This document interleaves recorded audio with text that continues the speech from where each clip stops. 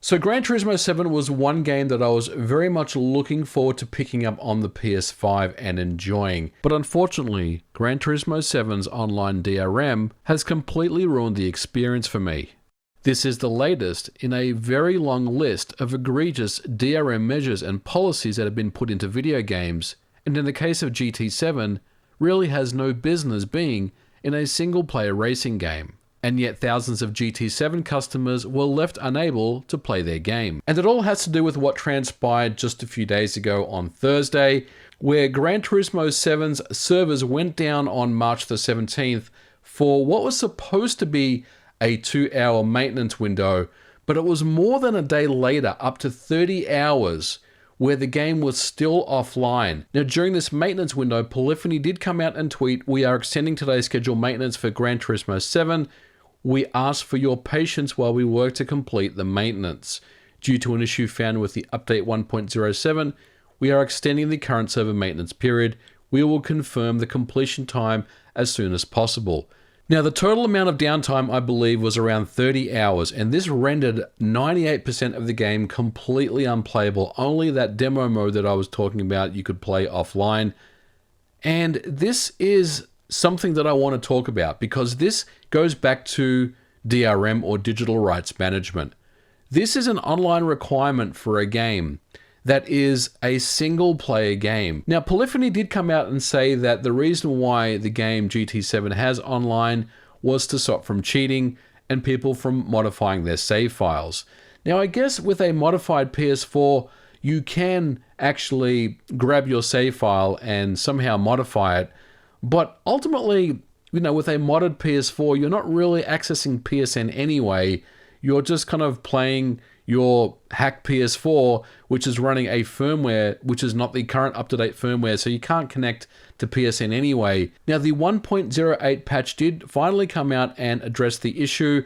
Polyphony did apologize, with Kazunori Yamauchi tweeting that this was a rare issue that was not seen during tests on the development hardware or the QA sessions prior to release, but in order to prioritize the safety of the save data of the users, we decided to interrupt the release of the 1.07 update and to make a 1.08 correctional update. The big takeaway from all this is that Gran Turismo 7 is still very much tied to an online requirement. And this is the second game in the GT franchise that has this online requirement. Now, I've got my copy of GT Sport here. This is the last Gran Turismo game I purchased. I knew going in what to expect from this one, but for GT7, this is a bad trend. This is the second game that has this egregious online restriction, and I hope Sony does reconsider doing this for the future. And it really does kind of just show that even though this was a temporary outage, it does demonstrate what happens when servers eventually go down. We think about like when a game gets to its end of life and the servers for that particular game do get sunset. Unfortunately, you're going to be in a situation where you'll never be able to play that game again. And there are many other games and hardware out there that are tied to server connectivity, that you always have to be connected, you always have to be online to play those games.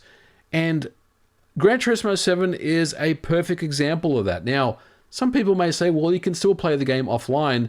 The thing is, most of the game's content is locked out unless you're connected. You can only access a very small number of tracks and cars in single race mode. And I'm always going to call out when things like this happen because this is a DRM issue and this is that slippery slope that we're just continuing to go down, where it seems to be okay for most consumers to say, well, I've got internet at home, it doesn't affect me.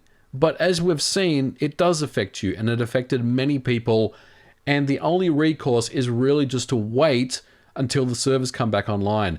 And that is a dangerous game, especially when you've paid good money for a copy, a physical copy, I might add, of Gran Turismo 7, where, for all intents and purposes, the game should be on the disc. The full game should be there on the disc for you to play and enjoy without worrying about having an internet connection or not.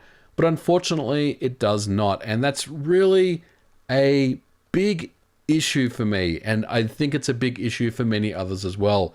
DRM is absolute cancer, and it's something that I'm always going to call out when I see it, And I hope that the industry does take notice of these things and stop tying games and services behind internet connections and offer up a single player experience for a racing game that should be a single player experience. There's no reason why it needs to be online connected. And the excuse about save files being modified and cheating really just doesn't hold water. It's something that I feel like there's a bigger issue here. And I think, there's more to this. I think it's really about car manufacturers potentially wanting to protect their licenses and make sure that, the game, once those licenses do lapse, that the game just can't be played after that. We've seen older games that have car manufacturer licenses that you can still play because, they're physical games. And I think that's the way things seem to be going with racing games. There's going to be this online requirement that really just does make it virtually unplayable when the servers go offline. But I also do want to add that this is not a Sony problem. This is a video game industry issue. What we saw a few days ago with GT7 was something that really did open up a lot of eyes, and a lot of people really kind of started to understand why DRM is such a bad thing.